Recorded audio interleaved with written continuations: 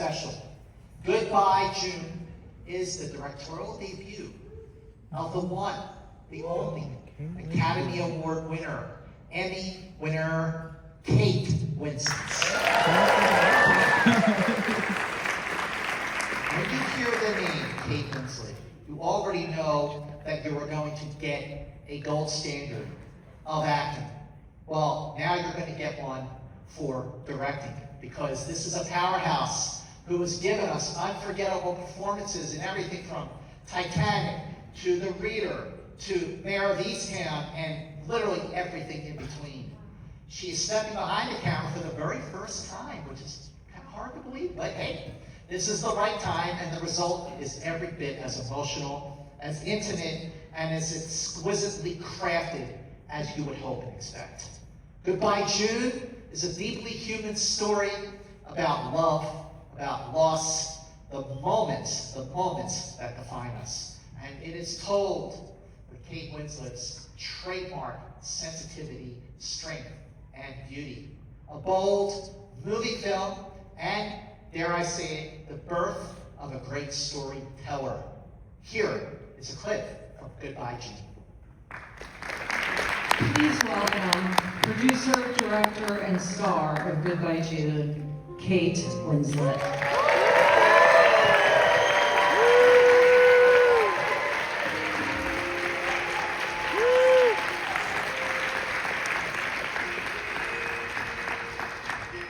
Thank you so much. It's so weird seeing it on a big screen, I have to say. Oh, that was a beautiful clip. I'm going to get right to it. Okay. What made Goodbye, June want to be your directorial debut? Talk to me about how this film came to be and how you came to produce it and direct it and then star in it. Well, I didn't actually mean to do all three of those things. I just want to say that now. I was given the script by through quite an unusual source, actually, and it was something that I hadn't expected. It was written by my son.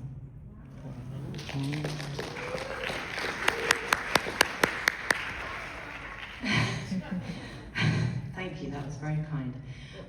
My son, Joe Anders, who is here in this room actually, he had left school and he had started to declare that maybe he was interested in acting, actually, and he had some small success across a year or so. But he'd always been a writer. From when he was a little boy, wherever we went in the world, he always had a notebook. I was very familiar with his monologues and his poetry. And throughout his life, it seemed to be a creative side of him that always pulled him through. So he left school, he plucked up the courage, and he got a place in screenwriting school. And he came out the other side and he said to me, I've written something and I wonder if you'd read it. And he said, it's probably really crap. So just if it is, just lie, because I just don't know. Anyway, just read it and you'll tell me what you think. And I read it. And immediately it was clear to me that this was a screenwriter and this was going to be a film. And I said, okay, we're going to do it, we're going to produce it. And he was like, what, no, Mom, no, don't, no. Like, that's not a thing. It's not supposed to be like an assignment you have to big me up about. And I said, I don't need to big you up. I'm telling you, we are going to make this into a film. I was going to produce it. He developed it across approximately a year after that, and I was going to play the role of Julia, as I ended up doing. Netflix were wonderful. They immediately supported him as a first-time screenwriter and could also see the wonderful sides of the story to do with family and those interpersonal dynamics that take place for so many people. And also, we all die, we all lose a parent, whatever family looks like to you.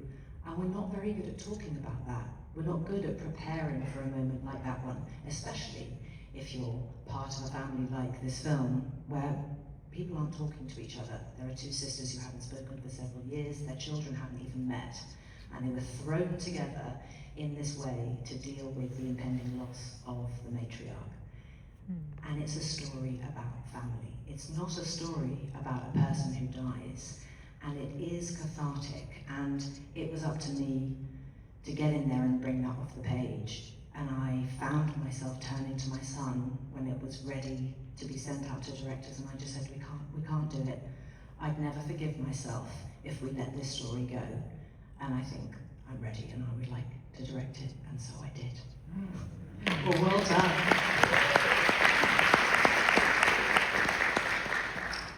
I will say I love this film. I have no problem watching it multiple times. And there's so much nuance in the script. At one moment it's heartbreaking, and then it's hilariously funny and so moving and touching. Talk a little bit about assembling this cast, because it's an all-star lineup. It really is. Yeah, we do have Helen Mirren, Tim Spall, Tony Collette, Andrea Riseborough, myself and Johnny Flynn.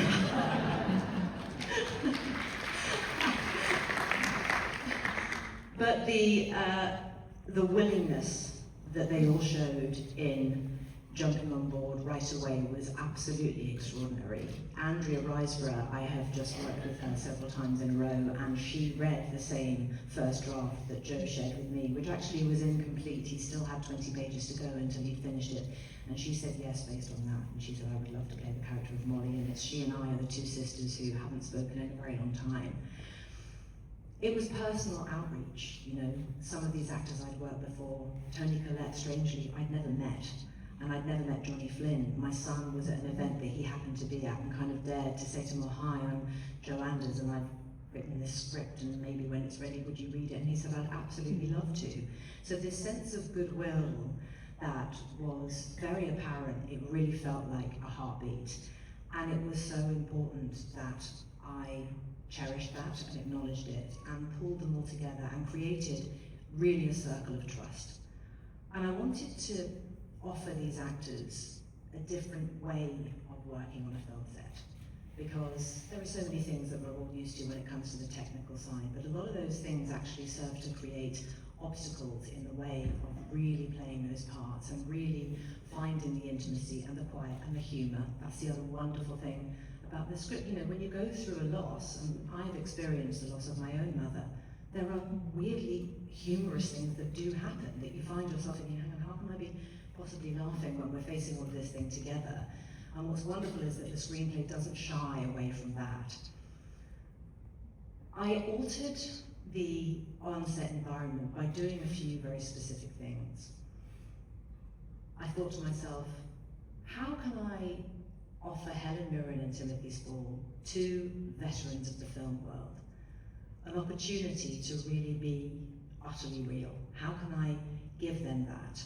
So what I did was, we didn't have any overhead booms, we didn't have any radio, you know, we didn't have radios, we had radio mics on all of the actors and all of our children. I have 7 children in the film and they were all mic'd as well. So all of that magic that children come with and they bring the joy, all of it was captured. And those children weren't distracted by a huge boom arm in the sky to look up at all the time. But it also just meant that our on-set environment was really, really uncluttered. I, myself, as an actress, have always dreamt of being in a position where there were no crew in the room, just cameras. I thought, what would that be like? I wonder if we could ever do that. Because actually it does something to you as a performer when you don't feel observed, and it doesn't matter how good you get at tuning out the crew, and it doesn't matter how wonderful they are still there. And so I created a situation with our brilliantly supported camera team, whereby we would lock off cameras, we would set focus, and they would walk away. And so these actors were truly left to just be together. And for the second... Wow, thank you. The crew were so supportive of this, and I love film crews, I respect them, we would be nothing without them. And I'm fortunate to have been doing this job as long as I have and built up some wonderful friendships with film crew members. And they were totally on board. They were with us as part of our rehearsal process, so they could learn from the actors what kind of thing they might consider offering in each scene. And they, as a camera team, would say, we've got you. Just give us a vague idea. We will get whatever comes out of your mouth, whatever is in your eyes. We will be there, and more fool us if we don't catch it. And they caught it every single time, and it was very special. I wanted to let the audience discover this family.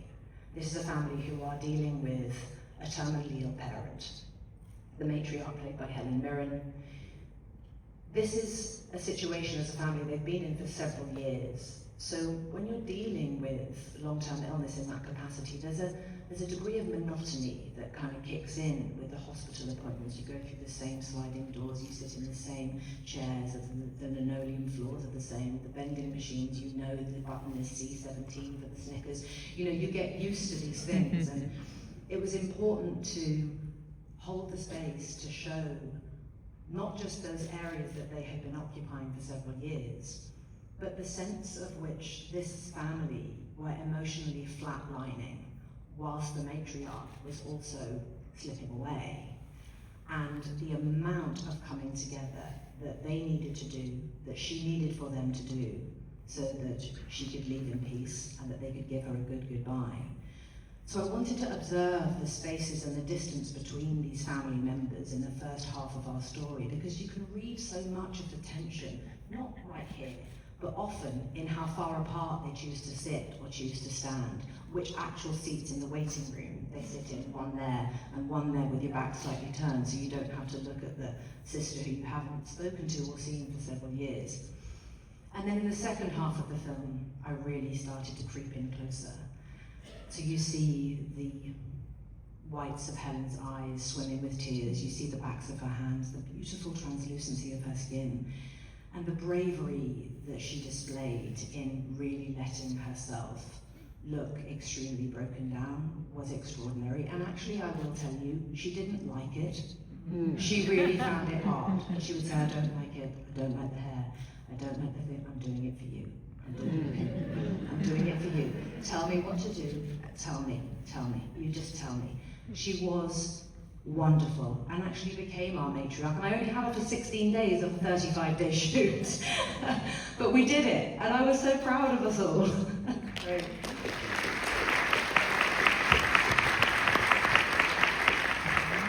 Okay, so I have another question. Because you, as a first-time director, did something very interesting here with this film.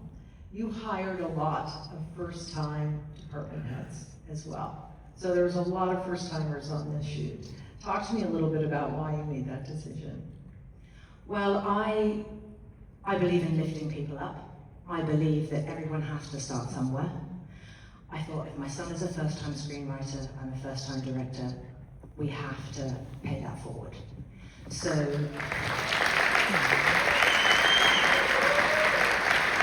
you.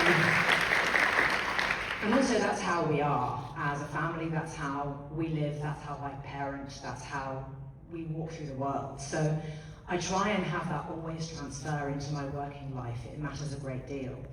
To be in a position where I was able to turn to my children's music teacher, who had children very young himself.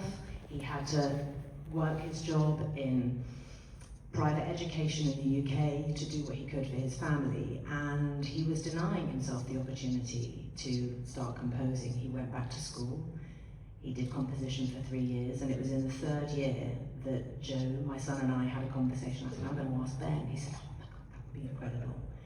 So our wonderful composer, Ben Harlan, this was his first film as a composer, and the work that he did is just beautiful. And to be able to give someone that opportunity that really could actually change his life, it could change the course of his next chapter, and that is enormously gratifying to me. Our production designer, Alison Harvey, she's a very well-known on-set decorator, and I kept hearing her name. I actually hadn't worked with her before, but knew so many people who had. They said, you've got to get Alison Harvey to do your on-set deck. She's fantastic, she's just amazing. And I thought, okay, well, great, let me have a conversation with her, but why isn't this woman designing? That seems strange. And I thought, I bet she had a child, and that probably took priority in her life. And so I had a conversation. I said, I've heard so many wonderful things about you. I'm curious, why have you never gone into design? She said, well, I sort of thought that ship had sailed really, because I had a child when I was quite young, and I said, right, it's your turn now. And she came on board, and she was our designer.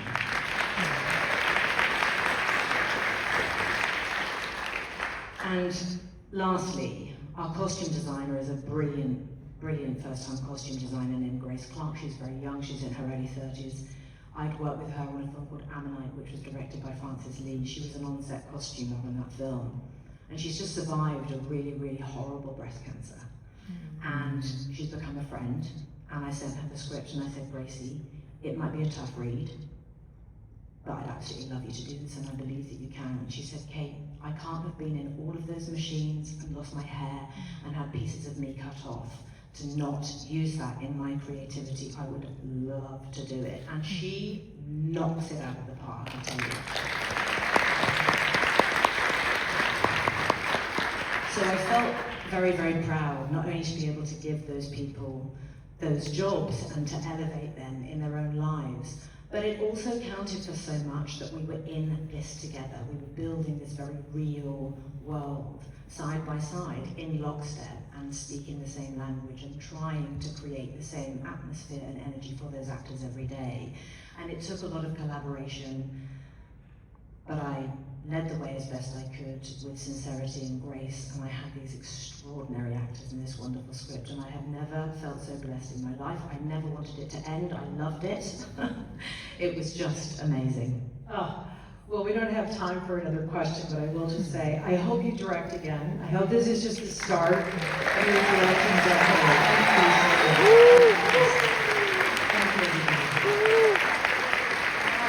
Thank you, Kate Winslet. Thank you. Goodbye, June will be on Netflix, December 24th.